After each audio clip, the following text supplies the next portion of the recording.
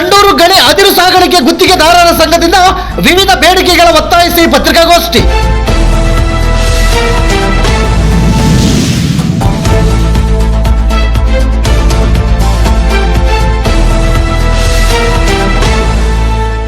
ಸಂಡೂರು ಪಟ್ಟಣದ ಸರ್ಕಾರಿ ಪ್ರವಾಸಿ ಮಂದಿರದಲ್ಲಿ ದಿನಾಂಕ 1/4/2026 ಸಂಡೂರು ತಾಲೂಕು ಗಣಿ ಅದಿರು ಸಾಗಾಣಿಕೆ ಗುತ್ತಿಗೆದಾರರ ಸಂಘದಿಂದ ಸುದ್ದಿಗೋಷ್ಠಿ ನಡೆಸಿದರು.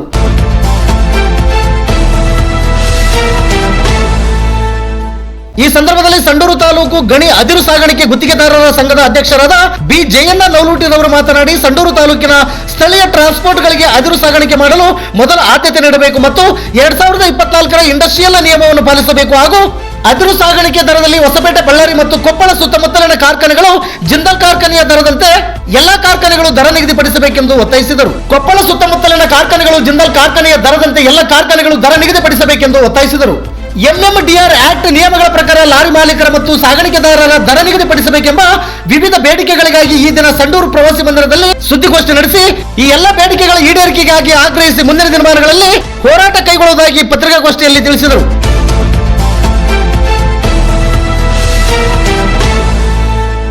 ನಿತ್ಯ ನಿರಂತರ ಸುದ್ದಿಗಾಗಿ ಗರುಡ ನ್ಯೂಸ್ ವೀಕ್ಷಿಸಿ. ಸುದ್ದಿ ನಿಮ್ಮದು, ಸದ್ದು ನಮ್ಮದು. ವರದಿಗಾರರು ಕೆಕೆ ಮೆಹಬೂಬ್ ಬಾಷಾ. ಇದು ಗರುಡ ನ್ಯೂಸ್. ನಾನು ಮಲ್ಲೇಶ್ ಕಮತೂರು.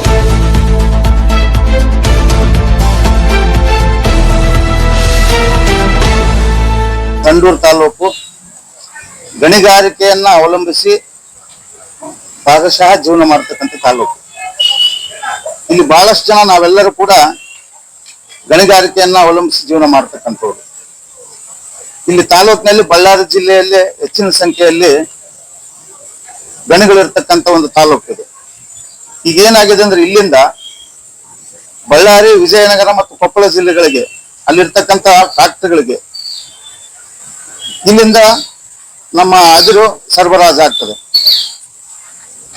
ಈಗ ಅಲ್ಲಿ ಅದಿರು ತೆಗೆದುಕೊಂಡಿರ್ತಕ್ಕಂಥ ಏನ್ ಫ್ಯಾಕ್ಟರಿ ಮಾಲೀಕರು ಇಲ್ಲಿಯವರೆಗೂ ಕೂಡ ಸ್ಥಳೀಯರಿಗೆ ಅನ್ಯಾಯ ಮಾಡಿ ದೌರ್ಜನ್ಯವೆಸುತ್ತಾ ಬಂದಿರತಕ್ಕಂಥದನ್ನ ಮುಖ್ಯವಾಗಿ ತಮ್ಮ ಗಮನಕ್ಕೆ ತರ್ತಾ ಇದ್ದೀನಿ ನಾನು.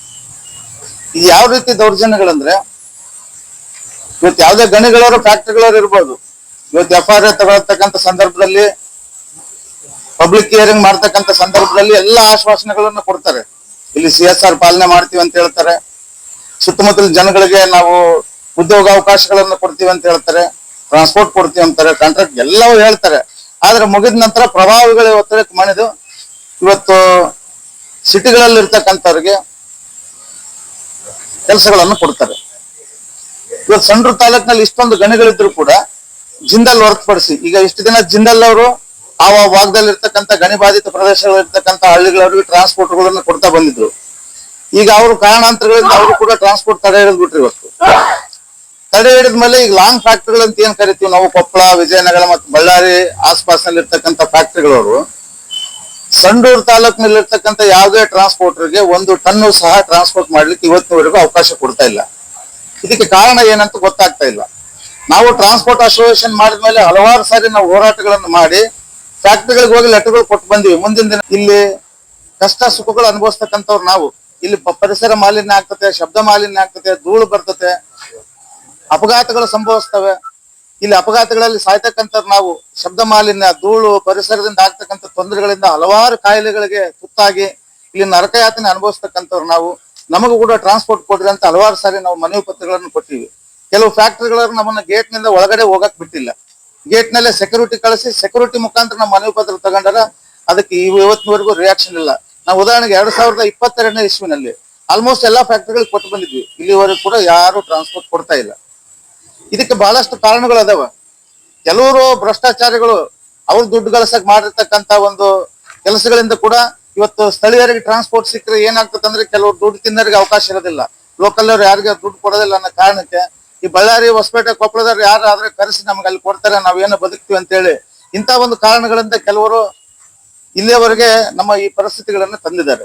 ಹಾಗಾಗಿ ಇನ್ನು ಮುಂದೆ ನಾವು ಟ್ರಾನ್ಸ್ಪೋರ್ಟ್ ಅಸೋಸಿಯೇಷನ್ ವತಿಯಿಂದ ಒಂದು ಅಜೆಂಡಾವನ್ನ ನಾವು ನಿರ್ಮಾಣ ಮಾಡಿದೀವಿ.